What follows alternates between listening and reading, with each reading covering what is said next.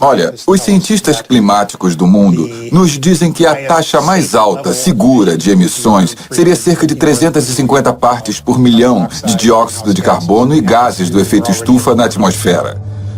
Nós já estamos em 400.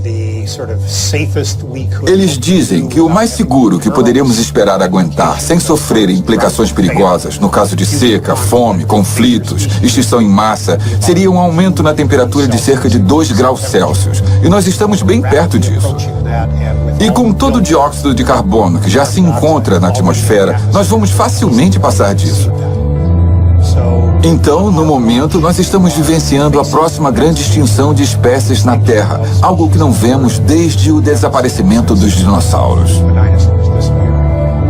Sabe, quando países inteiros ficarem debaixo d'água por causa do aumento do nível do mar, quando países inteiros perceberem que há tanta seca que eles não podem alimentar mais a população e que por isso precisarão migrar desesperadamente para outros países ou invadir outros países, então nós vamos ter uma guerra climática no futuro. Mas e a pecuária e a agricultura animal? Bom, quanto a isso, tipo...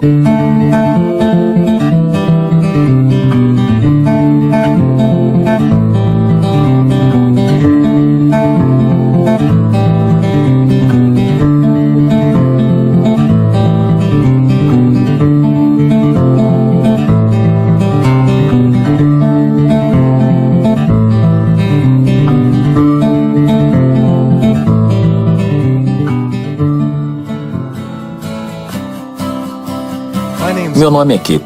Esse sou eu. Eu tive uma infância americana padrão. Minha mãe era professora, meu pai era militar e eu tenho uma irmã. Eu joguei vários esportes quando crescia, mas eu sempre amei a natureza e acampar. A vida era simples, sem qualquer preocupação. Até que um cara apareceu na minha vida. Como muitos de nós, eu vi o filme Uma Verdade Inconveniente sobre o impacto do aquecimento global e isso me deixou aterrorizado. No filme do Al Gore, ele descreve como a Terra corre perigo. Mudanças climáticas afetam todas as formas de vida nesse planeta. De tempestades monstruosas, queimadas gigantescas, as maiores secas, geleiras derretendo, da acidificação dos oceanos a países inteiros ficando submersos. Tudo isso pode ser causado pelas necessidades humanas na Terra. Eu queria fazer tudo o que pudesse para ajudar. Eu decidi bem naquele momento a mudar minha forma de viver e fazer o que fosse possível para encontrar um jeito para todos nós vivermos juntos em equilíbrio com um planeta sustentável para sempre. Eu decidi fazer tudo o que Al nos disse para fazer. Eu desenvolvi TEC, Transtorno Ecologista Possessivo. Eu separei o lixo e reciclei. Eu me adaptei, mudei todas as lâmpadas, tomei banhos mais curtos, fechei a água ao escovar os dentes, apaguei a luz ao sair dos cômodos e eu ia de bicicleta ao invés de sair de carro para todos os lugares. Mas com o passar dos anos, parecia que as coisas estavam piorando. Eu me perguntei, com toda essa crise ecológica que vem assolando o planeta, será que mesmo se todo mundo adotasse essa mudança de hábitos, isso seria suficiente para salvar o planeta? Parecia que havia algo mais na história. Eu pensei que estava fazendo tudo o que podia para ajudar o planeta. Mas então, com a publicação de um amigo, tudo mudou. O texto me apresentou um relatório online publicado pelas Nações Unidas declarando que a prática da pecuária produz mais gases de efeito estufa do que as emissões de todo o setor de transportes. Isso quer dizer que a indústria bovina produz mais gases do efeito estufa do que os motores de carros, caminhões, trens, barcos e aviões juntos. Vacas e outros animais criados produzem uma quantidade substancial de gás metano em seu processo digestivo. O gás metano da pecuária é 86 vezes mais destrutivo do que o dióxido de carbono dos veículos. Eu estava andando de bicicleta para cima e para baixo para ajudar a reduzir as emissões, mas acontece que tem mais coisas nas mudanças climáticas do que somente combustíveis fósseis. Eu comecei a fazer mais pesquisas. A ONU, junto com outras agências, publicou que não só a pecuária tem um imenso papel no aquecimento global, como também é a maior causa de consumo de recursos e degradação ambiental que destrói o planeta hoje em dia. Como é possível que eu não soubesse disso? Eu pensei que essa informação estaria exposta por toda parte na comunidade ambiental. Eu acessei os maiores sites de organizações ambientais do país, www.350.org, Greenpeace, Clube Sierra, Realidade Climática, Rede das Florestas Tropicais, Patrulha Amazônica. Eu fiquei chocado ao ver que eles não tinham virtualmente nada sobre agricultura animal. O que estava acontecendo? Por que eles não tinham essa informação em suas páginas? Parecia que o foco principal para muitos desses grupos era a produção de gás natural e combustível, com a perfuração sendo o foco principal para a causa de uso e contaminação da água. A perfuração hidráulica para o consumo de gás natural usa uma quantidade absurda de água, cerca de 378,5 bilhões bilhões de litros de água são usados todos os anos nos Estados Unidos. Mas quando eu comparei isso com a agricultura animal, a pecuária, só os Estados Unidos usa 128,5 trilhões de litros de água. E por coincidência, a emissão de gás metano das duas indústrias é praticamente a mesma. Morando na Califórnia, um estado assolado pela seca e escassez de água, esse uso é a maior preocupação para muitos de nós. Um californiano usa em média cerca de 567,75 litros de água por dia. E quase metade disso tem a ver com o consumo de produtos da indústria bovina. Os produtos bovinos consomem água intensamente, em parte porque os animais consomem grãos que necessitam intensamente de água. É isso que eles comem. E então toda a água que rega os grãos que os animais comem é considerada essencialmente como parte do consumo de água virtual desse produto. Eu descobri que 113 gramas de hambúrguer precisa de cerca de 2.498 litros de água para ser produzido. E eu aqui tomando banhos curtos para tentar economizar água, descubro que comer um hambúrguer é equivalente a tomar um banho por 2 meses inteiros. Tanta atenção é dada à redução do uso doméstico, e o uso doméstico de água é só 5% do que é consumido nos Estados Unidos contra 55% da agricultura animal. Isso porque é preciso mais de 9.462 litros de água para produzir 453 gramas de carne. Eu fui na campanha Economize Água do Departamento de Recursos Hídricos do governo, em que eles destacavam mudanças de comportamento que ajudavam a poupar água, como usar chuveiros de baixo fluxo, descargas eficientes, equipamentos econômicos e consertar vazamentos em encanamentos, mas nada sobre agricultura animal. Quando eu segui todas as recomendações do governo, eu estava economizando 177 litros por dia, mas ainda assim isso não chega nem perto dos 2.498 litros de água por só um hambúrguer. Eu queria ver se conseguia de algum jeito conversar com os governantes sobre isso. Eu gostaria de saber se consigo agendar uma entrevista. Sim, acho que sim. Como está a sua agenda para hoje à tarde ou amanhã à tarde? Amanhã à tarde para mim tá bom. Para o ambiente urbano, tem muita coisa que pode ser feita dentro de casa, entende? Usar chuveiro de baixo fluxo, torneiras de baixo fluxo, descargas eficientes, aparelhos eficientes. Todas essas são áreas boas para conseguirmos reduzir o consumo. Mas as maiores economias de água são externas. Temos que ter consciência de como usamos a água. Temos que ser o mais eficiente possível. Temos que proteger a qualidade e temos que ser bons fiscais do meio ambiente que depende da água. E checar os vazamentos. Muitas vezes temos muitos vazamentos e difusores quebrados e coisas desse tipo que desperdiçam água. E essas são áreas com bastante espaço para conservação. Mas o que eu quero saber é sobre agricultura animal. O que você pode me dizer sobre isso? Sobre qual o papel dela no consumo e poluição da água?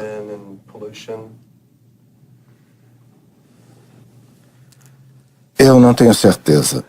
Essa não é minha área. Tem um estudo que descobriu que 453 gramas de carne consome 9.462,5 litros de água. Sim. E para ovos são 1.805,44 litros de água. E para o queijo quase 3.406,5 litros. Assim, eu acho que é simples. Por que isso não está no Economize Água? Isso é como se você fosse na casa de alguém e esse vizinho tivesse uma torneira vazando, sabe? Pingando, pingando. E então você vê uma mangueira gigante aberta no máximo até que 2.498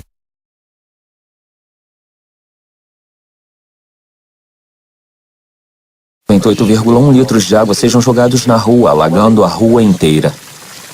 Eu acho que você diria: ei, você pode fechar isso, por favor? Parece que seria uma coisa óbvia a ser feita, bem melhor do que todo o resto. Tipo, sei lá, se for esse o caso. Acho que o consumo de água da criação animal é maior do que em outras atividades.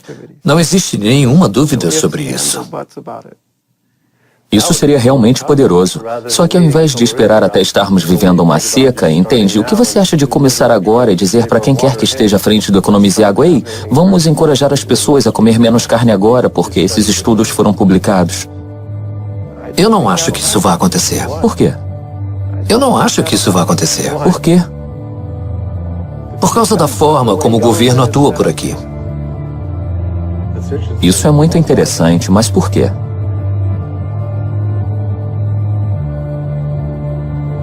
Uma coisa é economizar água, outra é mudança de hábitos.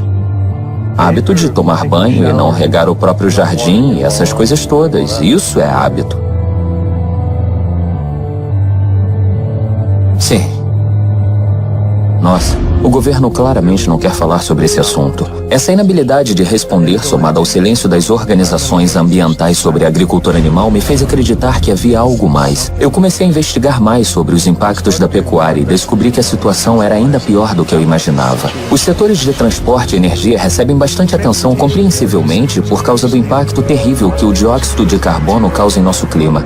Mas a agricultura animal produz 65% do óxido nitroso mundial, um gás com o potencial de causar o aquecimento global 296 vezes maior do que o CO2 por quilo. E ainda assim só ouvimos falar de combustíveis fósseis. As emissões de CO2 relacionadas à energia devem aumentar 20% até o ano de 2040. Mas as previsões são que as emissões da pecuária aumentem 85% até 2050. Esses números impressionantes se devem ao aumento do consumo de carne e laticínios. De acordo com 2 especialistas ambientais do Grupo do Banco Mundial, o uso de padrões globais para a medição de gases do efeito estufa indica que a agricultura animal foi responsável por 51% das mudanças climáticas causadas pelo homem, enquanto o sequestro de carbono, a respiração e o metano são tidos como responsáveis e que o estudo da ONU não abrangeu.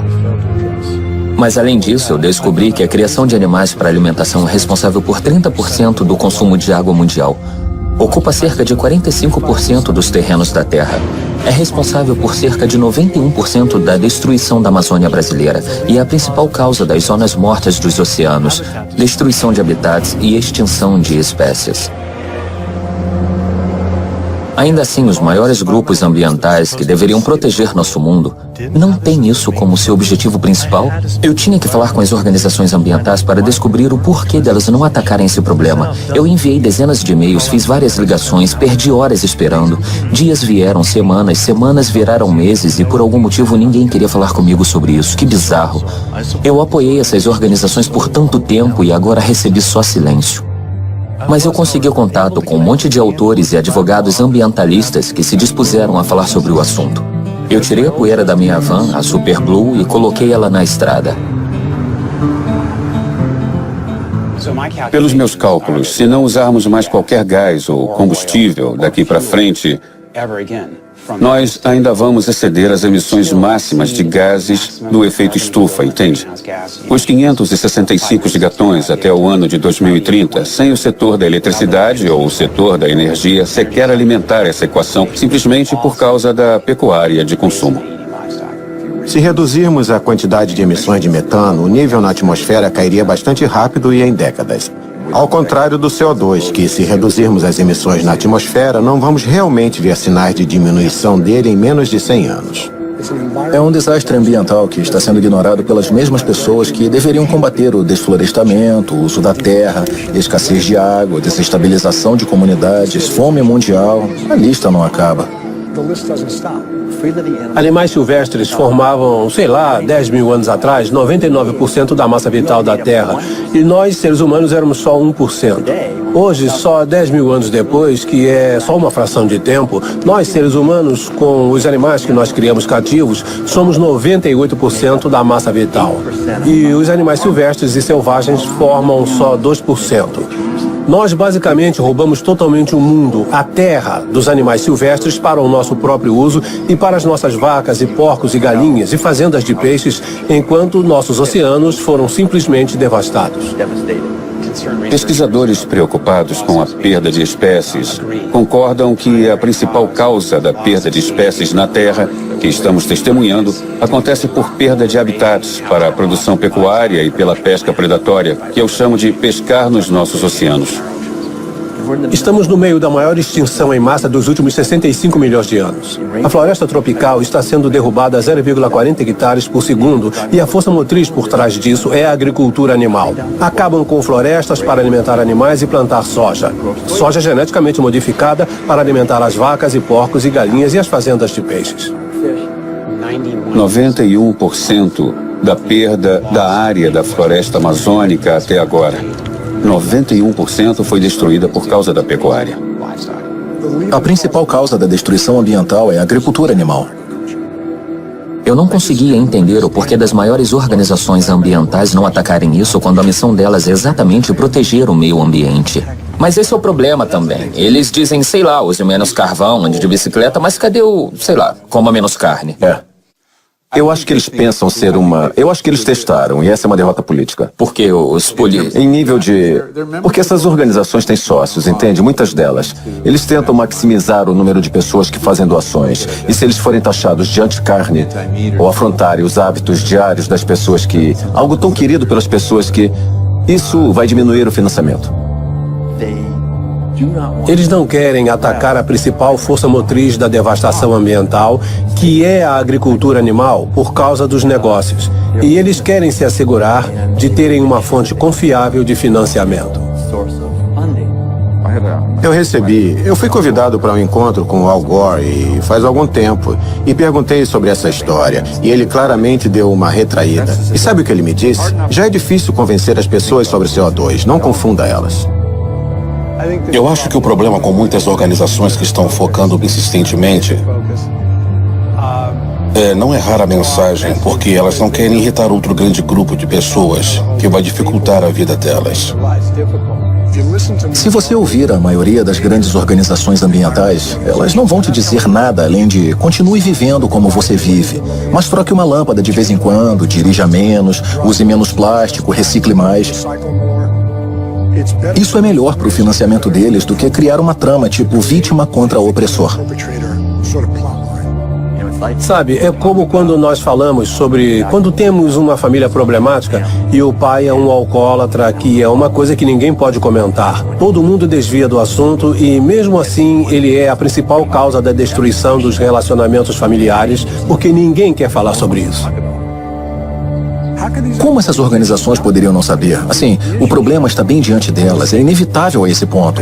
E como essas organizações, elas estão se amontoando para mostrar ao público geral que a mudança climática é causada pelo homem. E ao fazer isso, elas estão falhando miseravelmente em ver o que está bem diante delas. A agricultura animal, criar e matar animais para alimentação, é o que está realmente matando o planeta. Então era isso. Chega de e-mails ou ligações, eu me cansei. Decidi que se quisesse respostas, eu teria que ir pessoalmente às sedes dessas organizações. Oi, tudo bem? Oi, tudo. Nós estamos gravando um documentário e é sobre sustentabilidade e como a agricultura animal tem peso nisso. Eu gostaria de conversar com David Barr. Barr? David Barr? Sim. Ok. Você agendou um horário com ele? Eu estou tentando faz quase 2 meses e eu não recebi nenhum e-mail, nem nada, então estou tentando ver se consigo pessoalmente. Deixa eu só pegar umas informações suas. Eles mandaram uma pessoa das relações públicas no lugar dele. Ela se recusou a aparecer e nos disse para desligar a câmera, mas prometeu que alguém do Departamento de Florestas, Oceanos e Mudanças Climáticas conversaria com a gente finalmente. A próxima parada seria no Sierra Club. Eles acabaram sendo mais receptivos e me receberam na porta. Oi, tudo bem? Tudo. Sobre essas mudanças climáticas, qual a principal causa delas? Bom, basicamente é a enorme queima de combustíveis fósseis. Sabe, carvão, gás natural, petróleo, areias e xisto betuminosos. Todos esses novos combustíveis exóticos que são meio misturados entre si. Mas é isso que está basicamente carregando a atmosfera. Então temos o efeito estufa, onde o calor fica preso e as temperaturas sobem. Há uma taxa que nunca existiu na história da Terra. Mas e a pecuária e a agricultura animal? Que tem eles? Assim, o que você quer? Nós estávamos pesquisando. Alguns relatórios da ONU dizem que a pecuária contribui mais do que todos os transportes juntos. Um relatório de 2009 da Patrulha Mundial, pecuária causa 51% da emissão de gases do efeito estufa. Bom, isso é um grande problema e nós precisamos cuidar disso também.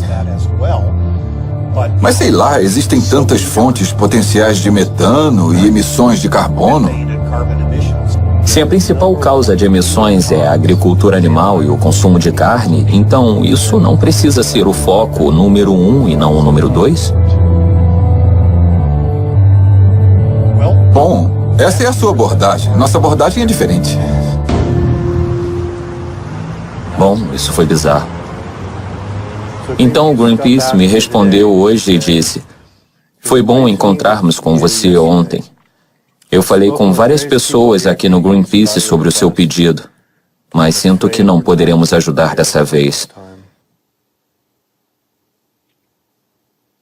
Obrigado e nós te desejamos boa sorte. A resposta do Greenpeace me lembrou a estatística de que 52.548 quilos de excremento animal são produzidos a cada segundo só nos Estados Unidos. Isso é resíduo suficiente por um ano para cobrir todo o território de São Francisco, Nova York, Tóquio, Paris, Nova Delhi, Berlim, Hong Kong, Londres, Rio de Janeiro, Delaware, Bali, Costa Rica e Dinamarca, combinados.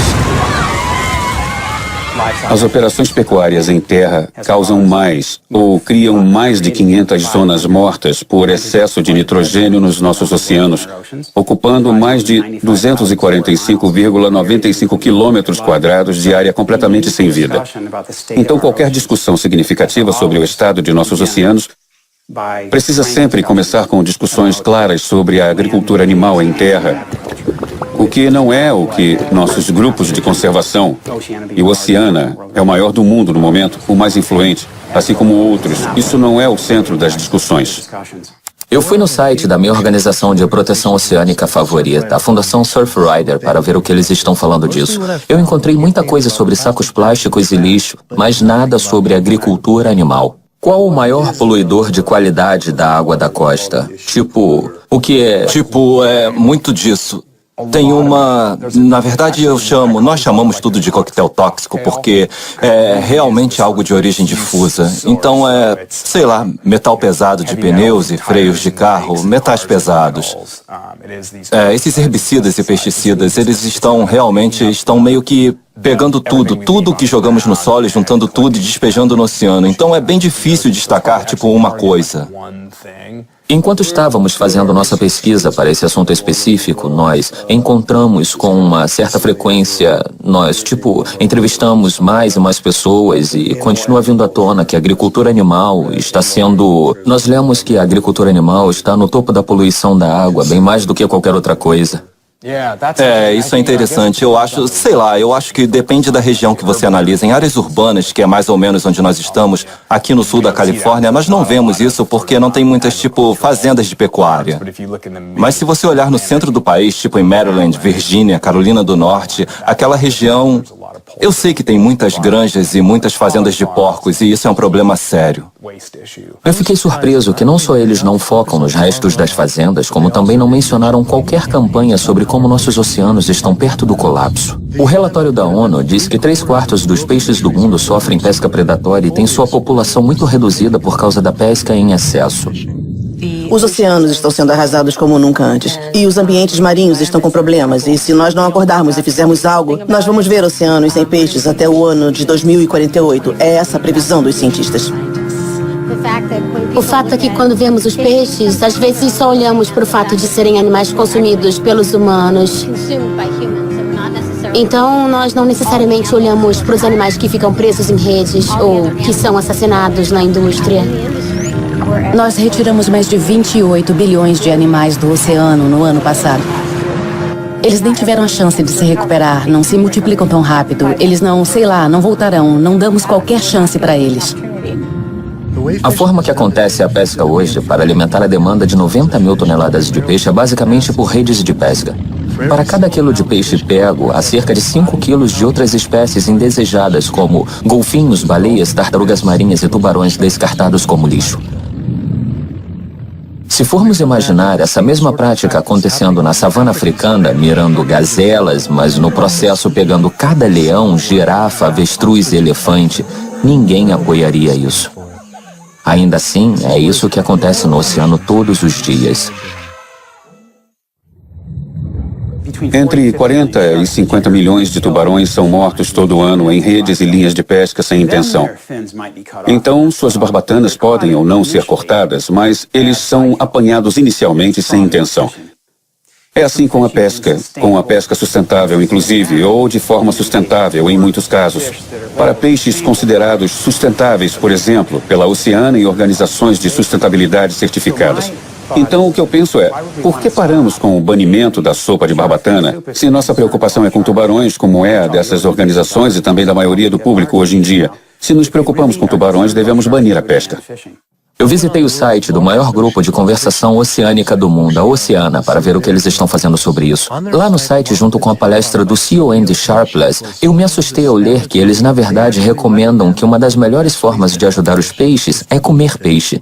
Com a população de peixes perto do colapso, é como dizer que a melhor forma de ajudar pandas em perigo é comer pandas. Eu não conseguia entender como a Oceana pode dizer que é possível remover cerca de 100 milhões de toneladas de peixe por ano e considerar isso sustentável e bom para os nossos oceanos.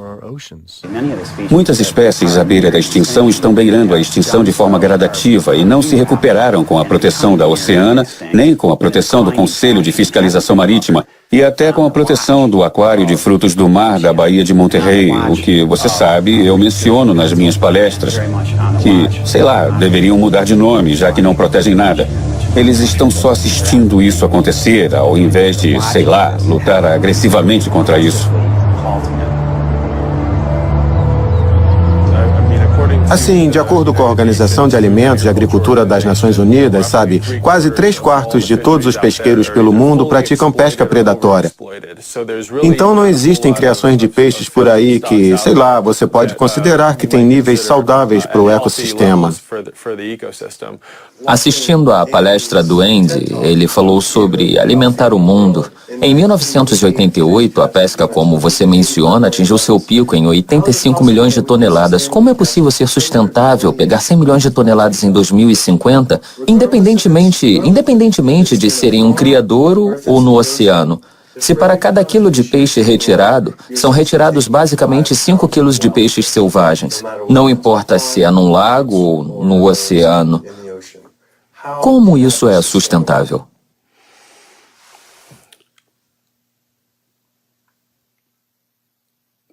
A maior pergunta, certo, é que existe uma enorme produção natural que está, sei lá, basicamente vindo do oceano o tempo todo. Então nós temos uma imensa quantidade de reprodução nas correntes marítimas de nossos oceanos que trazem, nutrientes milenares para o nosso ecossistema e transformam isso em peixe. Sim, eles acabam comendo uns aos outros e nós perdemos, sei lá, um pouco dessa produção a cada etapa da cadeia alimentar. Mas sempre tem mais a cada ano. Você pode pescar e retirar parte disso, e no ano seguinte haverá mais. E se fizermos isso certo, sem no fim das contas atingir a base da produção, é como se agíssemos em nosso interesse, entende? Contanto que nós não acabemos com a fonte, certo? Se você investe em algo, contanto que você não acabe com a fonte, sua fonte permaneça intacta, você pode viver potencialmente dos rendimentos para sempre. É essa a ideia básica com os peixes. Com nossa população atual, o que estamos fazendo é 75% de desperdício de peixes jogados fora, entende? É uma boa analogia com o dinheiro. Não estamos vivendo de rendimentos, estamos devendo muito. E se nossa população que tenta viver em família com a mesma quantidade de dinheiro, aumentamos a população em 35% para 9 bilhões de pessoas, não é só, precisamos parar de gastar dinheiro, precisamos parar de comer peixe. Sim, bom, se você pudesse trazer o investimento de volta. A pesca de qualquer tipo acaba não só as espécies, mas nós viramos assassinos em série. Quando uma espécie atinge seu mínimo e eles, a indústria pesqueira, sem aquela espécie, vai buscar uma nova espécie, entende? Isso é extinção em série. É um ótimo nome. E no processo, peixes estão desaparecendo. Não só espécies estão sendo perdidas, mas a próxima geração está sendo perdida. E então o mecanismo é extremamente destrutivo. Estamos perdendo espécies de peixes, mas precisamos ter em mente que também estamos destruindo habitats. Eu acho que eles inventaram esse termo pesca sustentável para fazer a gente se sentir bem com o consumo de peixe e continuar a tirar peixes do oceano quando, de fato, para nós da Pastor do Mar não existe essa história de pesca sustentável. Os frutos do mar não são uma fonte de proteína uma fonte sustentável de proteína para alimentar o planeta, para as pessoas do planeta, não é? As pessoas não querem ouvir isso, porque isso as faz se sentir como se tivessem que agir, que parar de fazer algo. E muita gente não quer fazer isso. Eles não querem divulgar isso porque é incômodo. Eles não querem se propor a dizer para as pessoas o que fazer. Mas estamos num ponto onde todos temos que ser conscientes e temos que entender e temos que agir com isso. Nosso fundador, Capitão Watson, gosta de dizer: se o oceano morrer, nós morremos. Isso não é um bordão, é a verdade. Talvez o outro único ecossistema que está sendo destruído na mesma velocidade são as florestas tropicais. Nossas florestas globais são essencialmente o pulmão do planeta. Elas respiram CO2 e exalam oxigênio. 0,40 hectares de floresta é derrubado a cada segundo e a maior causa disso é para a criação de gado e plantio de seu alimento. Isso é essencialmente um campo de futebol desmatado a cada segundo. E estima-se que todo dia cerca de 100 espécies de plantas, animais e insetos se perdem por causa da destruição das florestas.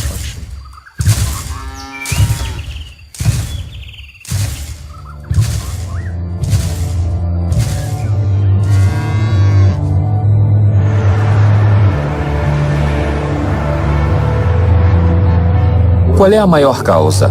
A principal causa desse desmatamento? A intervenção humana nas florestas é a principal causa. E a intervenção é pela madeira ou pelo agronegócio. E é aí que chegamos nos principais causadores. Isso vai variar um pouco dependendo da floresta estudada, mas a forma que escolhemos para usar esses recursos naturais em larga escala industrial é sempre a principal causa. Quando eu acessei o site da Rede de Ação, eu não acreditei que não encontrei nada sobre gado. Mas eu vi que eles tinham uma campanha grande contra o azeite de dendê. As plantações desse óleo estão causando desflorestamentos gigantes nas florestas da Indonésia. Estima-se que o azeite de dendê seja responsável por 10,52 milhões de hectares desmatados. Se comparados com a pecuária e seu plantio, eles são responsáveis por 55,03 milhões de hectares de florestas perdidas até hoje. Mas no site deles eu fiquei chocado ao ver que o gado não foi incluído como um de seus 4 principais assuntos. Ao invés disso, eles focaram em óleo, polpa e papel, carvão e areias betuminosas. Como eles não atacam a principal causa do desmatamento, por que focar em combustíveis fósseis e não no gado? O pior é o combustível fóssil ou a agricultura animal? Não entendo por que deveríamos comparar um com o outro. Eu só queria saber qual é o pior deles. Não sei exatamente o que dizer. Será que a diretora executiva de um dos maiores grupos de proteção das florestas do mundo honestamente não saberia o que está acontecendo? Ou ainda pior, isso seria omitido de propósito? E nesse caso, por quê? Eu imediatamente fui na patrulha amazônica para ver se eles diriam qual a verdadeira maior causa da destruição das florestas. O lugar mais biologicamente e culturalmente diverso do planeta está sob forte ataque no momento. A floresta amazônica pode desaparecer. Ela pode desaparecer completamente nos próximos 10 anos. Qual é a principal causa do desmatamento das florestas? A principal causa do desmatamento das florestas, eu diria, bom, só para colocar no contexto das atividades da patrulha amazônica, não sei, tem muitos fatores de desflorestamento, como nós chamamos. Muitas razões diferentes e formas de destruir as florestas tropicais. As principais, aquelas que causam maior estrago e são mais disseminadas, são os megaprojetos, como os oleodutos e gasodutos, como os projetos de extração, como as megas represas. Não estamos falando de... Eu me senti andando em círculos com esses grupos, como se eu estivesse preso numa estranha conspiração bovina, além da imaginação, onde ninguém pode falar sobre vacas. Eu não acreditei que essas organizações não diziam qual era a verdadeira principal causa do desmatamento de florestas. Eu tinha que perguntar mais uma vez. É difícil dizer qual é a principal causa do desflorestamento da Amazônia, porque são todos destrutivos: petróleo, gás, mineração, represas, agricultura. Mas em termos de uso da terra, em termos da quantidade de terra que é destruída por eles, e quando falamos sobre fazer uma comparação entre todas as diferentes causas do desflorestamento, o que está causando a maioria das quedas de árvores, por exemplo, eu acho que podemos certamente culpar a agricultura. Infelizmente, uma das maiores causas do desmatamento, principalmente na Amazônia brasileira, é o agronegócio. O gado, a criação de gado e a produção de soja em particular. Então esse é o maior problema. E por que você acha que, ninguém no Greenpeace ou ninguém mesmo quer assumir essa realidade? A realidade sobre a principal causa do desmatamento? Sim, isso. Bom, eu acho que você levantou pontos bastante interessantes sobre por que ninguém faz nada sobre isso. E eu acho que no Brasil, em particular, eu acho que quando observamos o que aconteceu quando o Código Florestal foi aprovado e as pessoas que se colocaram contra os lobistas e seus interesses particulares, a indústria bovina, a indústria do agronegócio, o que aconteceu com eles? Muitas pessoas que protestaram foram assassinadas. Se você procurar, não sei, o José Carlos, procurar o Cláudio, tem gente que está dando a cara e falando, sabe, que a criação de gado está destruindo a Amazônia. Entende? Muitas pessoas que estão realmente dando a cara à tapa. Olha para Dorothy Stang, entende? A freira que vivia no Pará e foi assassinada. Muitas pessoas vão falar, e muitas pessoas vão ficar de boca fechada porque não querem. Eles não querem ser os próximos a levar um tiro na cabeça. A freira Dorothy Stang era uma americana que vivia no coração da floresta tropical brasileira. O trabalho da vida dela era proteger a Amazônia. Ela falou abertamente contra a destruição da floresta pelas fazendas de gado por anos. Um dia, voltando para casa, ela foi brutalmente assassinada com um tiro a queima-roupa por um mercenário contratado pela indústria do gado.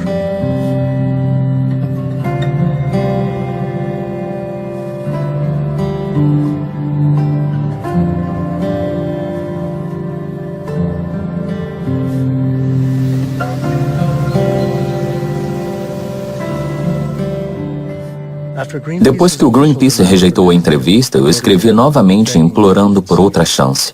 O Greenpeace respondeu de novo dizendo: infelizmente, nós ficamos sem meios de ajudá-lo e não nos envolveremos dessa vez. Você mencionou também estar conversando com a Oceana.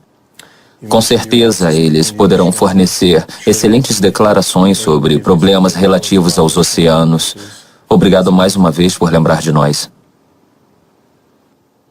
Incrível. Com o Greenpeace não querendo ser entrevistado, eu tive que encontrar um caminho diferente para as respostas. Tem alguma coisa muito estranha acontecendo aqui. Felizmente, eu encontrei um ex-membro diretor do Greenpeace que agora fala abertamente sobre a indústria.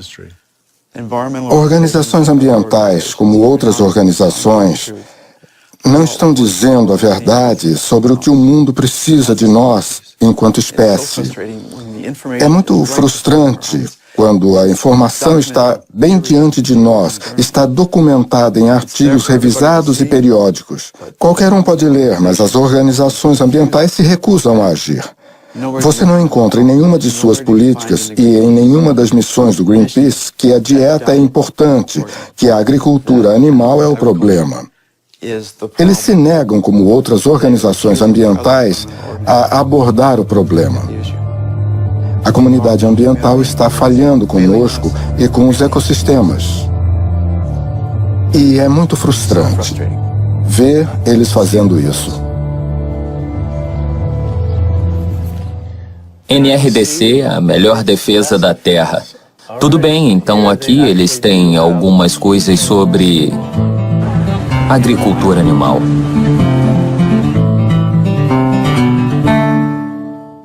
A principal causa da degradação ambiental é muita poluição e muitas máquinas sendo produzidas rapidamente em muitos lugares pelo mundo. Ultimamente, em 2009, a Patrulha Mundial declarou que a pecuária causa 51% das emissões de gases do efeito estufa e os transportes cerca de 13%. Por outro lado, a ONU disse entre 18 e 30%, o que é mais do que todos os transportes juntos. Nacional? Internacionalmente? O mundo todo. Ou nacionalmente? Isso. Bom, eu acho que a produção de energia e os transportes ainda são os maiores emissores. Eu não vou comentar sobre isso porque eu não estou a par desses números. Então não me cite nisso, mas isso é peido de vaca. É isso, eu acho que é esse o problema. Eu acho que são os peidos de vaca. Você tem algum relatório? Bom, essa era a parte da história. A produção de metano pela flatulência de vacas e outros animais é um grande contribuidor, mas a maior parte se dá pelo desflorestamento e lixo que eles produzem, que é 130 vezes mais lixo do que toda a população humana mundial, virtualmente sem qualquer benefício ou tratamento. O NRDC certamente, como eu disse, tem um grande programa de alimentos. De fato, todo ano nós oferecemos os prêmios Vivendo Verde em reconhecimento aos inovadores da alimentação. E no ano passado, um dos premiados foi um produtor sustentável de porcos, que na verdade não usa nenhum antibiótico. E os antibióticos usados na produção de alimentos nos Estados Unidos, hoje em dia, sabe? Estamos dando a maioria dos antibióticos nos Estados Unidos para animais saudáveis. Eu queria visitar uma dessas fazendas sustentáveis. Eu encontrei a fazenda de gado à base de vegetais Mark Garza, na costa californiana.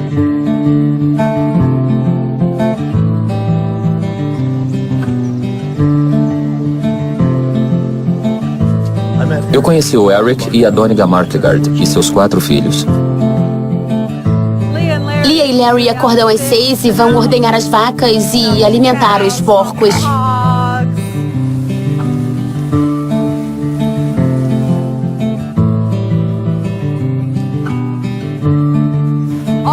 Ao todo, nós cuidamos de 1.820,70 hectares. Nossa! E esse é o nosso rancho.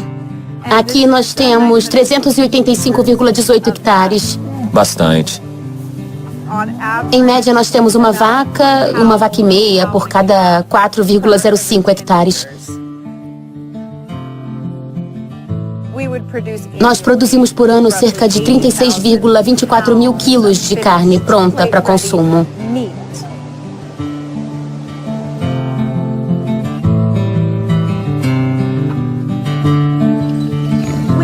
Nós mantemos uns 10 porcos numa área de cerca de 20,23 hectares. E eles pastam numa área de cerca de 4 hectares. Algumas pessoas acham que os porcos são sujos e nojentos, mas eu gosto deles. Eles conhecem a gente, eles são nossos amigos e são muito legais. E eles podem ser nossos melhores amigos ou podem ser como irmãos. Viu? Eles reconhecem quando você gosta deles. Assim, eu não deveria me apegar, mas nós temos que ter porcos legais. Por que você não deveria se apegar? Bom, porque eles vão acabar virando bacon. Ah, é? Mas esses porcos têm uns 7 meses agora. Ah, é? Nossa. E esses maiores estão ficando prontos para o abate. Aqueles 2 menores ali, sabe, eles vão crescer por mais alguns meses. Eu amo os animais. E é por isso que eu estou no ramo das carnes. É isso que a sociedade precisa enxergar. Que as peças de carne são partes de um animal. Uma criatura que vive e respira. É difícil.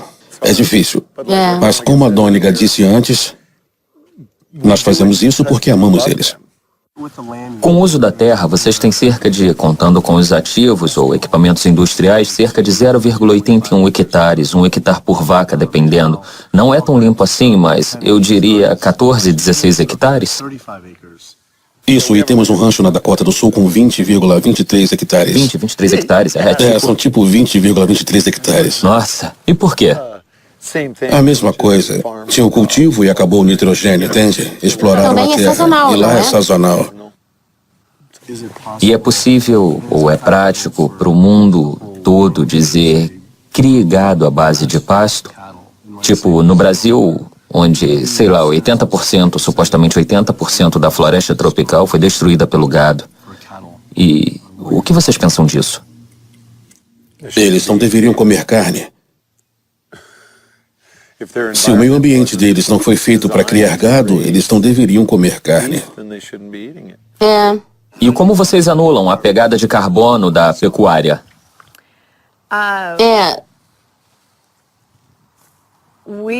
Nós não achamos que a pecuária tenha pegada de carbono.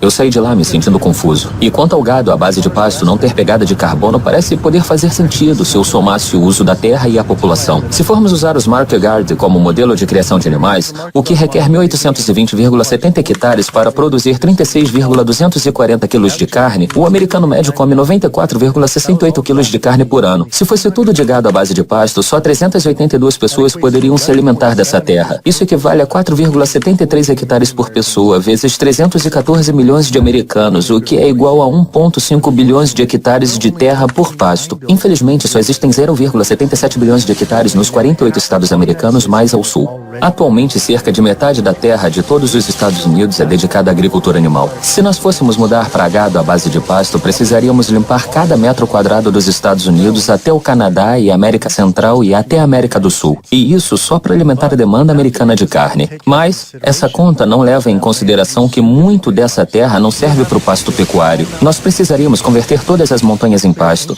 transformar florestas antigas e parques nacionais em pasto e demolir todas as cidades só para abrir espaço para o pasto do gado.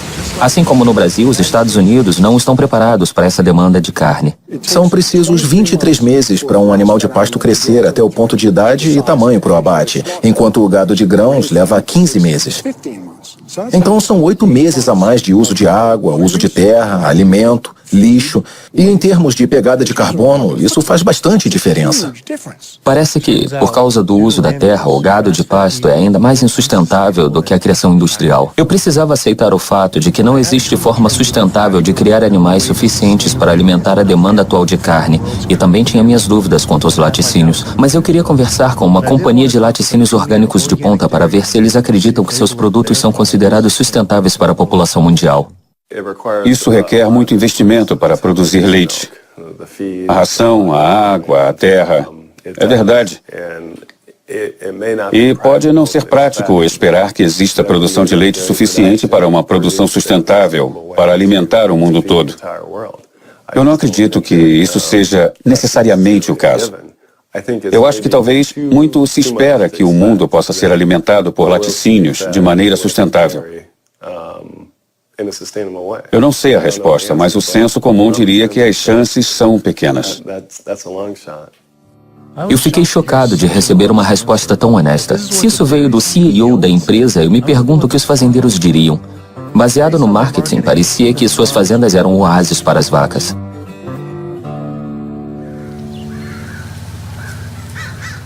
Não era isso que eu esperava.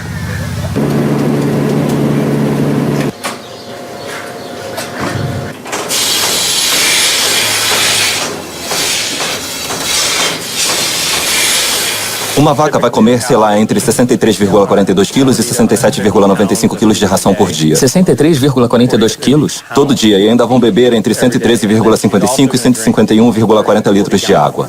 Minha nossa. Chega a cerca de provavelmente 20 toneladas por semana. 20 toneladas de grãos por semana. 20 toneladas de grãos por semana. Para? Primeiro para as nossas vacas leiteiras, então cerca de 250 vacas. Sim, então a maior parte da sustentabilidade, para mim, o item número 1 da lista deveria ser a aproveitabilidade. Como esse processo completo funciona, do início ao fim, a vaca precisa ter um filhote para produzir leite. Então ela tem o filhote. Esse bebê fica com a mãe por menos de 2 dias, e então eles vão para a unidade de criação para ficar numa sala individual onde eles serão criados. Como produzimos laticínios, só as fêmeas nos dão leite. Então os machos em leiterias típicas são vendidos para os produtores de carne. Mas nós mantemos metade deles por 2 anos e os vendemos como carne de pasto orgânica. Então todas as vacas leiteiras eventualmente vão para a indústria de carne? Uhum. Em algum ponto da vida ela vai enfraquecer, então temos que tomar uma decisão de negócios nesse momento. Vamos tentar investir nela para dar mais leite, ou vamos vendê-la para outra leiteria ou para a indústria de carne.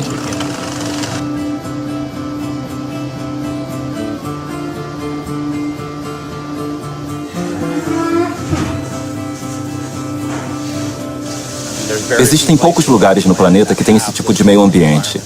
Mas a demanda de proteína do leite no mundo continua crescendo. E não há terra suficiente no planeta para fazer esse tipo de leiteria ao redor do mundo. Acontece que o meio ambiente não vai ser assim, não tem tanta terra. Então eu acho que, em escala global, a conclusão é que laticínios não são sustentáveis. A menos que comecemos a destruir casas e criar novas pastagens. E a única forma de começar a destruir casas é ter menos gente. Mas nós sabemos que, sei lá, a população vai continuar a crescer e isso significa mais comércio de laticínios, com certeza. Ou isso ou diminuir a demanda por pessoa. Sim, ou algum outro produto que assuma seu lugar. Assim, nós sabemos que existem vários tipos de, sei lá, leite de soja e de amêndoa e também um monte de outros produtos que estão sendo lançados. E com misturas diferentes, sabe? Onde misturam suco e proteínas e eu acho que você vai ver muito mais disso. Ele estava certo. Como as vacas leiteiras podem ser sustentáveis se por 1 litro de leite são necessários 1000 litros de água para produzir? Quase 1/3 da terra do planeta está virando deserto, a maioria por causa da pecuária. Ao pesquisar sobre gado de pasto, eu encontrei o trabalho de Alan Savory. Ele diz que a melhor maneira de reverter essa desertificação é, na verdade, criar mais animais. Isso me lembrou a Oceana dizendo que a melhor forma de ajudar os peixes era comer peixe. Esse é o mesmo homem que, durante os anos 50, trabalhou como chefe pesquisador do Departamento de Esportes de onde hoje é o Zimbábue, e que disse que os elefantes causavam a desertificação por lá. E a solução dele foi convencer o governo a matar 40.000 elefantes.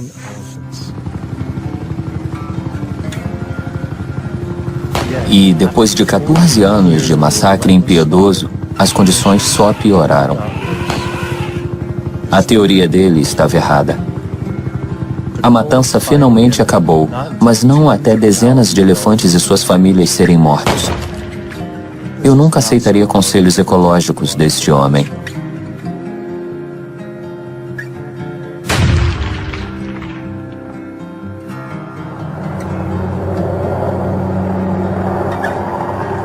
Parece que a indústria do gado está tendo o mesmo efeito na vida selvagem nos Estados Unidos. O governo vem mantendo cavalos em cativeiro. E nós hoje temos mais cavalos selvagens e burros em edifícios mantidos pelo governo. 50.000 cavalos e burros a mais em territórios do governo do que livres em seus habitats. Basicamente, temos rancheiros que criam em terras públicas por uma fração do praticado normalmente. Eles estão sendo imensamente subsidiados em cerca de uns 15avos do imposto normal. E o que a Secretaria de Gerenciamento de Terra tem a dizer sobre isso? Quanta forragem e água tem na terra? E aí eles divagam. Eles doam um tanto para vacas, um tanto para a vida selvagem e um tanto para os cavalos selvagens e burros. É o que vemos, que parte da forragem e da água dos leões vai para a indústria pecuária. Eles usam cavalos e burros de bode expiatório. Tem muito cavalo e burro, vamos removê-los. Eu sempre digo às pessoas que os cavalos selvagens e burros não são vítimas do gerenciamento de nossas terras para pecuária, porque nós também vemos acontecer muita caça predatória. Nós sabemos que lobos agora também são alvos dos rancheiros para acabar com eles. A USDA tem aviões e tudo o que eles fazem é atirar em predadores. Então tudo o que os rancheiros fazem é ligar e dizer: temos um coiote aqui. Aí eles vêm, atiram no coiote, ou atiram no leão da montanha, ou atiram na jaguatirica. E tudo bem para os rancheiros. No estado de Washington, depois do gado ter sido atacado em terras públicas, onde pastavam sob permissão, o governo do estado decidiu matar uma matilha de lobos inteira. E aqueles lobos não foram mais vistos. Eles haviam imigrado do Canadá e agora estão mortos. E isso começa em nível local, com a Secretaria de Gerenciamento de Terra, mas depois chega até o Congresso. E nós vemos o Congresso sentado lá, disposto a fazer esse mau gerenciamento de nossas terras públicas continuar.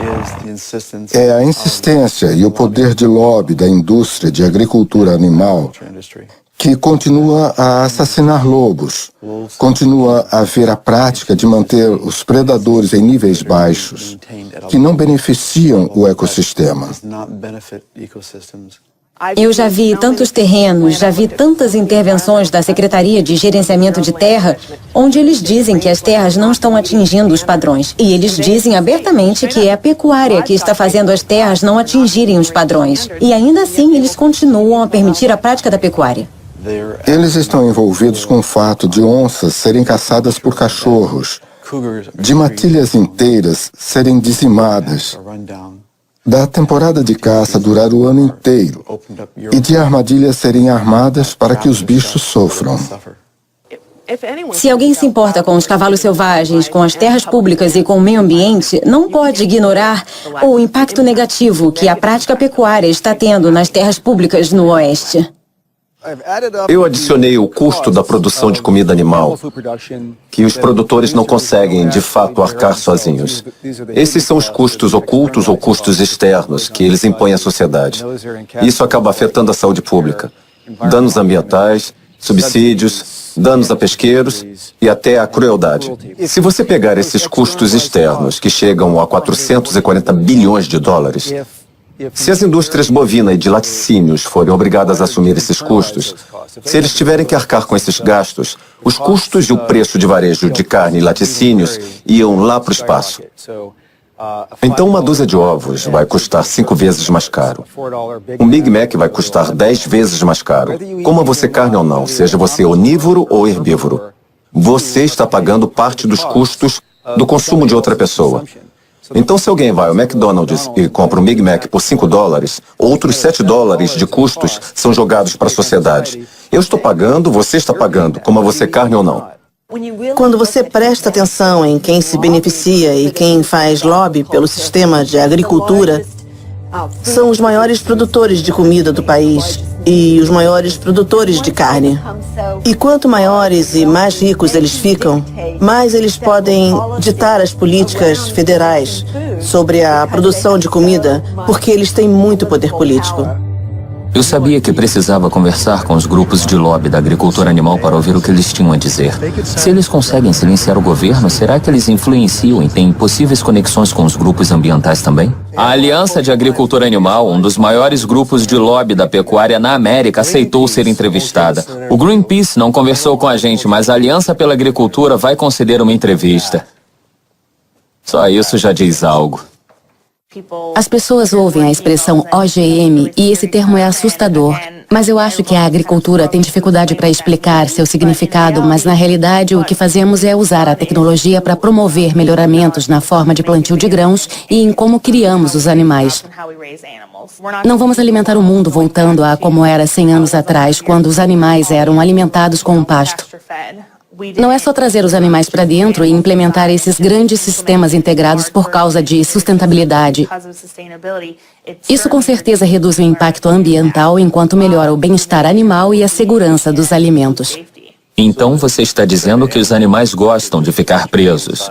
Tipo, as galinhas e as vacas gostam de ficar presas como gostam de pastar soltas? Em muitos casos houve uma melhora significativa no bem-estar deles, na quantidade de cuidado que recebem, cuidado individualizado. A indústria de carne e laticínios já apoiou causas de organizações ambientais? Eu não acho que deva comentar sobre isso. Não sei. Eu não sei. Eu não sei se... Não sabemos se eles já doaram ou para quem eles doaram. A indústria de carne e laticínios já apoiou ou doou para o Greenpeace? De novo, eu não sei se me sentiria confortável. Oi, desculpa não termos retornado antes. Eu tenho mais notícias. Infelizmente, nós não temos mais como financiar o seu filme. Tivemos uma reunião e, por causa do crescimento de assuntos controversos, nós estamos preocupados e temos que desistir dele. Por que esse assunto é tão controverso? A primeira pessoa que pensei em conversar foi com Howard Lyman, que foi processada por criadores simplesmente por falar a verdade sobre agricultura animal no programa da Oprah. Eu nasci na maior fazenda de laticínios do estado de Montana em 1938.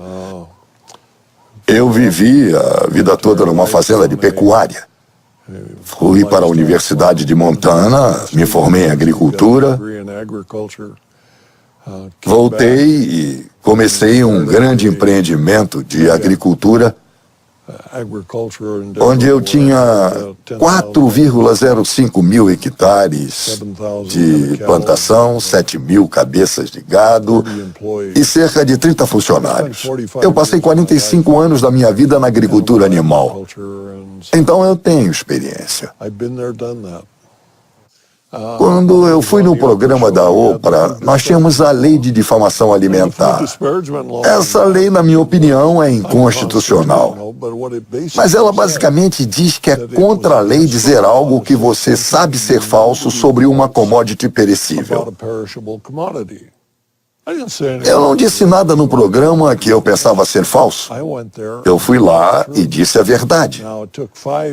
Eu levei 5 anos e centenas de milhares de dólares para conseguir me livrar dos advogados da indústria de gado. Mas se eu fosse no programa da Oprah hoje, eu diria exatamente a mesma coisa que disse da outra vez e seria processado. Para mim, quando eles falavam da lei da difamação, o fato era se era verdade ou não. Você pode ir a público e falar a verdade, mas vai ser condenado, porque, como você causou diminuição no lucro da indústria animal, você é culpado no ato patriota. Você acha que eu deveria me preocupar em estar fazendo esse documentário? Mas é claro. Se você não entender agora, está colocando sua cabeça a prêmio. Entenda, é melhor pegar essa câmera e jogar fora. A indústria de agricultura animal é uma das mais poderosas indústrias do planeta. Eu acho que a maioria das pessoas do país sabe da influência do dinheiro e da indústria na política. E nós podemos enxergar isso claramente com essa indústria em particular. A maioria das pessoas ficaria chocada em saber que os ativistas do meio ambiente e dos direitos dos animais são as maiores ameaças de terrorismo doméstico de acordo com o FBI. E por que isso? Isso é difícil de responder. Por que esses grupos estão no topo das prioridades do FBI? Eu acho que grande parte se deve ao fato deles, mais do que outros movimentos sociais, estarem ameaçando diretamente o lucro das corporações. Quando tentamos descobrir como as fazendas industriais e a agricultura animal estão poluindo o meio ambiente, eles tentam vetar a divulgação dessa informação, seja por meio da segurança nacional ou segurança pública, por problemas com marcas registradas ou segredos de negócio. Nós já vimos várias tentativas de manter as pessoas ignorantes quanto ao que eles fazem. E uma das maiores indústrias do planeta, com o maior impacto ambiental, está tentando nos manter ignorantes sobre como ela opera. Com a Lei da Liberdade de Informação, nós conseguimos documentos da Unidade Antiterrorismo que mostram que eles estão monitorando minhas palestras e entrevistas, como essa, meu site e meu livro. Nós corremos risco ao filmar e mostrar isso? Você está enfrentando pessoas com muitos recursos legais. Assim é impressionante a quantidade de dinheiro que eles dispõem e você não tem nada. Eu acho que o medo é uma grande parte da tática também. O Will estava certo. Eu estava com medo. Quando eu soube dos ativistas sendo mortos no Brasil, eu fiquei atônito, mas me senti seguro. Mas saber que ativistas e jornalistas americanos são alvo da indústria e do FBI, meu financiamento sendo cancelado, eu fiquei bem preocupado e isso virou pessoal. Seria por isso que ninguém estava disposto a tocar no assunto? Eu decidi me precaver e proteger tudo o que eu já tinha filmado.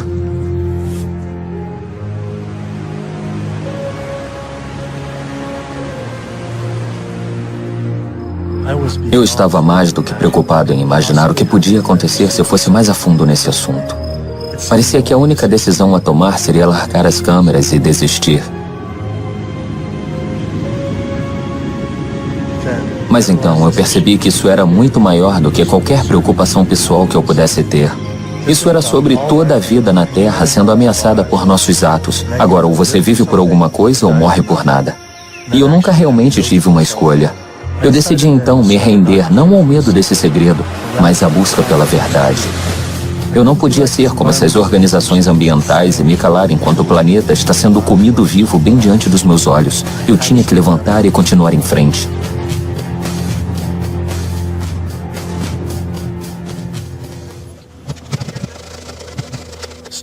Algumas pessoas dirão que o problema não é de fato a agricultura animal, mas a superpopulação humana. Em 1812 havia 1 bilhão de pessoas no planeta. Em 1912 havia 1,5 bilhão. Aí, no espaço de 100 anos, nossa população explodiu para 7 bilhões de humanos.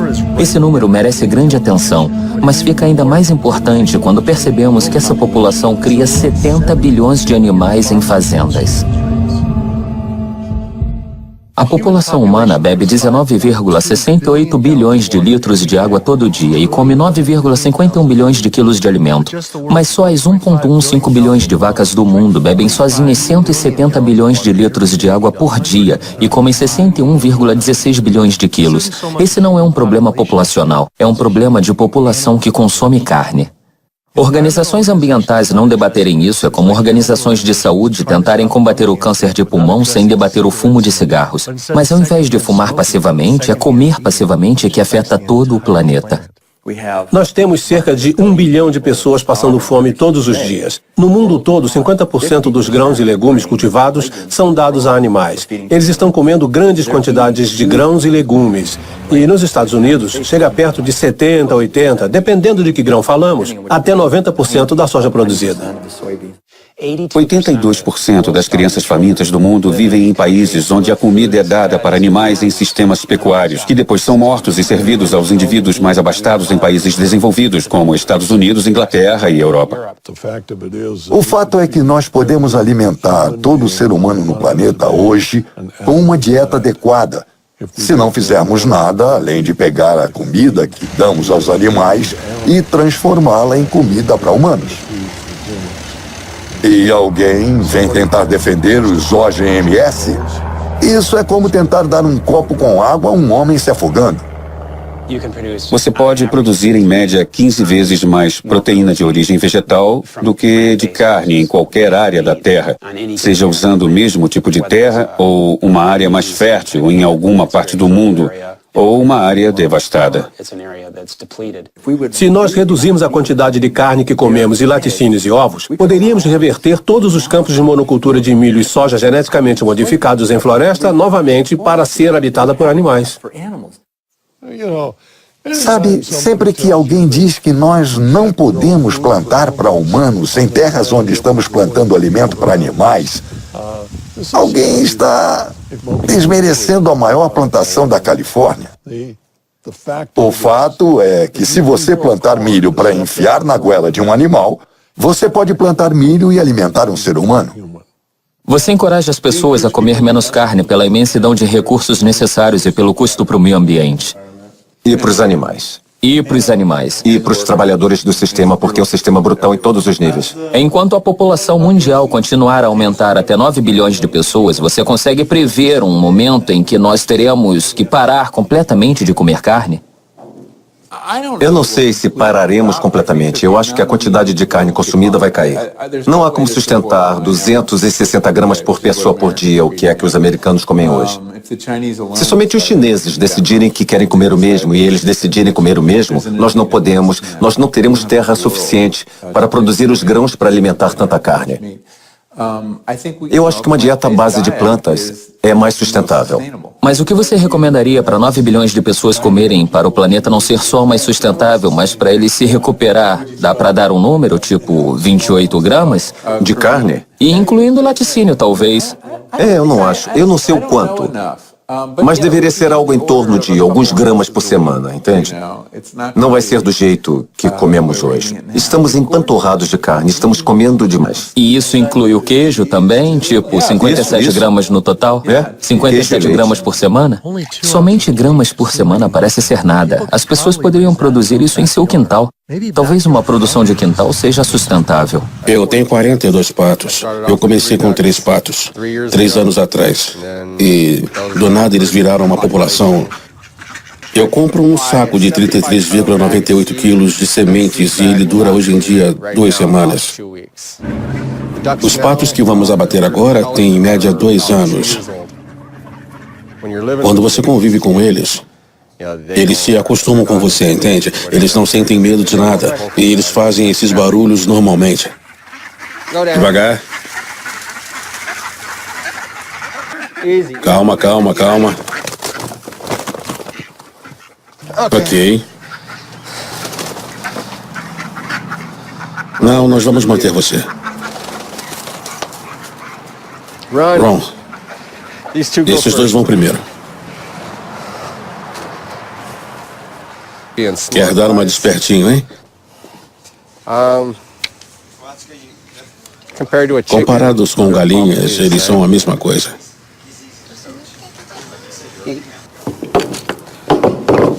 Aquele ali tá bom, viu? É ele. Aquele ali vai, aquele ali não. Tudo bem. Ok. Bem ali.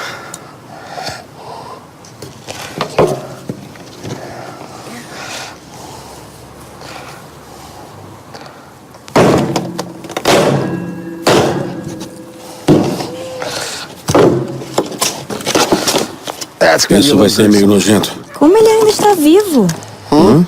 Como ele ainda está vivo? Não está. São os nervos. Reação muscular.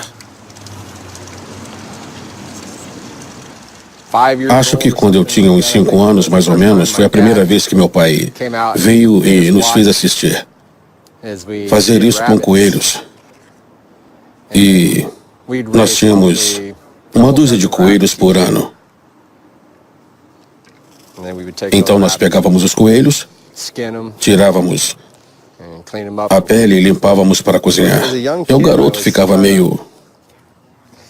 Não vou dizer que era difícil, mas ficava tipo em minha mente. Porque alguns dos coelhos tinham até nome. Então eu ficava meio...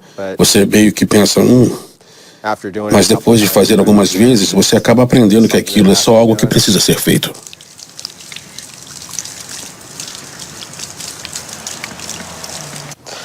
Os dedos não.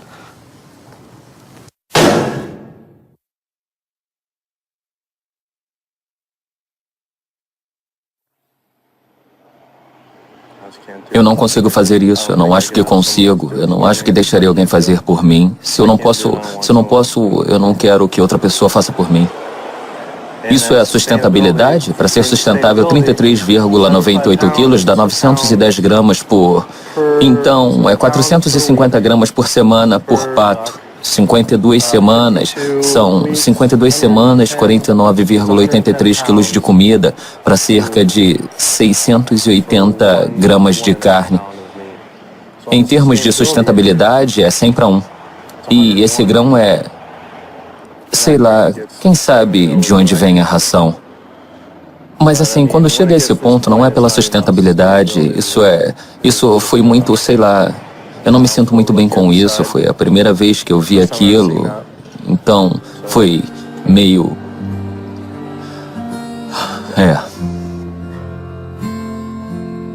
Eu fiquei tão envolvido com a destruição causada pela agricultura animal que percebi que eu nunca cheguei a adentrar a óbvia realidade de que cada um desses animais foi morto. Isso sempre esteve desconectado, abstraído do ato de comer carne. Mas quando isso ficou pessoal, face a face, a história mudou. Eu já tinha marcado adiantadamente a filmagem de outro massacre de quintal a uma galinha que parou de produzir ovos. Eu não sabia como poderia sobreviver a outro massacre. Então eu não fui.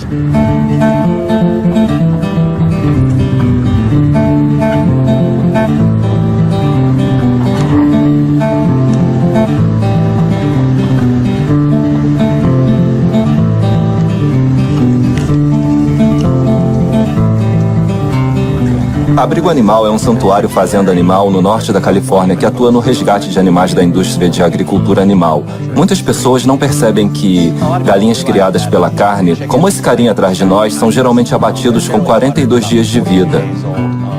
Enquanto galinhas criadas pela produção de ovos são mortas quando sua produtividade começa a cair, quando elas começam a botar menos ovos. E isso geralmente acontece entre os 18 meses e os 20 meses. Não importa se você compra ovos em caixas, ovos de galinhas criadas soltas em sítios ou de fazendas ao ar livre ou o que quer que seja. Isso não importa. Acontece que existe um movimento bem-sucedido de produtores de alimento animal alternativo baseado aqui mesmo na Califórnia, fundado por grandes nomes como Bill Gates e Biz Stone. Quando você imagina todas essas galinhas botadoras de ovos comendo tanta soja e tanto milho, você tem uma taxa de conversão de energia de cerca de 38:1, enquanto alternativamente você pode usar plantas. E você pode cultivar essas plantas e pode convertê-las em alimento. E a taxa de conversão de energia para essas plantas que estamos usando para substituir os ovos é de cerca de 2:1, comparada com os 38:1 dos ovos. Então, nossa meta aqui é ter o maior impacto possível ao criar esse novo modelo que torna toda a indústria global de ovos obsoleta. Estamos fazendo os produtos ômega e provando que podemos fazer comidas mais saborosas e que são saudáveis. E só usa 1/20 da terra e dos recursos dos laticínios.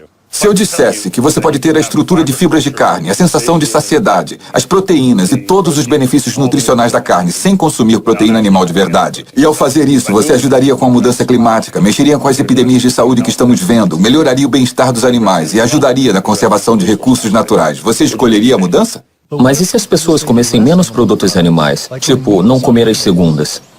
Quando você não come carne na segunda, quando adere a essa campanha, você está essencialmente contribuindo para a mudança climática, poluição e destruição dos recursos do nosso planeta e da sua própria saúde em 6 dias da semana, ao invés de 7. Você está criando uma falsa justificativa, claramente um falso senso de justificativa pelo que está fazendo nos outros 6 dias da semana. Em outras palavras, sei lá, nós não devemos realmente nos deleitar com os louros do que fazemos certo apenas 1/7 do nosso tempo.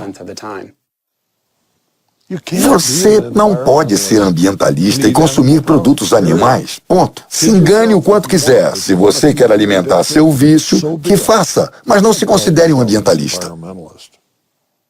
Eu sabia que precisava parar de consumir produtos animais. Eu queria ajudar o planeta a ser sustentável, mas eu precisava me sustentar. Eu tinha dúvidas sobre ser saudável e não comer carne, laticínios e ovos. Eu só conhecia a dieta padrão com a qual eu cresci. Mas é possível ser um vegetariano ou vegano saudável? Se é possível ser um vegetariano ou vegano saudável, eu sou vegano já faz 32 anos e eu corro alguns quilômetros todos os dias. Eu pedalo 65, 80 quilômetros no interior da cidade. Eu trabalho várias horas. Eu me sinto ótimo. É legal acordar com o corpo esguio e leve todos os dias.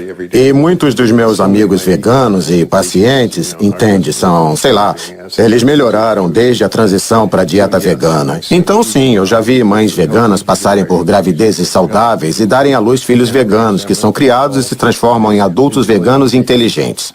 Sim, com certeza todos os nutrientes que precisamos estão no reino das plantas, é isso mesmo. Você acha que alguém deveria estar consumindo laticínios? Claro que não. Quando você pensa nisso, no propósito do leite de vaca. Eu passei parte da minha vida numa fazenda de laticínios no Wisconsin. O propósito do leite de vaca é transformar um bezerro de 29,40 quilos em uma vaca de 181,20 quilos o mais rápido possível. O leite é o fluido de crescimento do bezerro. É isso que ele é. Tudo naquele líquido branco, os hormônios, o sódio, os fatores de crescimento, o FCI, tudo. Cada um desses elementos existe para transformar um bezerro numa vaca imensa, ou não estaria lá. Não importa se você coloca leite no seu cereal, ou transforma em iogurte, ou fermenta como queijo, ou congela como sorvete. É o líquido de crescimento do bezerro. E as mulheres bebem, e isso estimula os tecidos, e elas têm câncer de mama, aumenta o tamanho do útero, e elas têm fibroides que sangram, e elas precisam fazer histerectomias e precisam de mamografias. E deixam os homens com peitos grandes, é isso. O leite de vaca são as secreções lactantes de um grande mamífero que acabou de dar cria. É para os bezerros, entende? Eu digo aos meus pacientes, vai se olhar no espelho, você tem orelhas grandes, você tem rabo, você é um bezerro. Se você não é, não precisa ingerir o fluido de crescimento de um bezerro. De qualquer forma, não tem nada lá que as pessoas precisem. Eu fiquei aliviado ao ouvir que não preciso consumir produtos animais para ser saudável ou até para viver bem, mas ainda pensava que precisava de estrume animal para plantar agricultura orgânica. Acontece que tem um movimento enorme de pessoas que plantam comida sem qualquer ajuda animal. Eu visitei a fazenda urbana Earthworks em Detroit, onde eles estão plantando para comunidades com poucos recursos financeiros. Nós costumamos nos ver como indivíduos numa bolha e esquecemos que nós habitamos essa terra e esse planeta com outras criaturas. Então nós temos que aprender a compartilhar, eu acho. Já está aqui. Ele está trabalhando no jardim. Você ficaria surpreso com o que pode fazer com o que não parece ser tanto espaço assim. Aqui tem 1/4/8, isso. Qual é o objetivo esse ano? Quanto você acha que consegue tirar daqui no máximo? Eu diria que pelo menos 45,30 quilos, pelo menos. 45,30 quilos? Nossa, que legal. No primeiro ano completo, depois que começamos, nós dobramos nosso rendimento em mais de 6,342 quilos de comida. 6,342 quilos? Em quantos hectares? Em média, 1 hectare. Então, quanto mais comida produzimos e colhemos, ou a terra ajuda a produzir, nós temos que devolver os nutrientes para o solo. Então, gostamos de pensar que nosso trabalho é regenerativo, já que colocamos a mesma quantidade de substância vital na terra que estamos retirando. Então é até mais saudável e mais seguro usar compostos vegetarianos ou vegetais.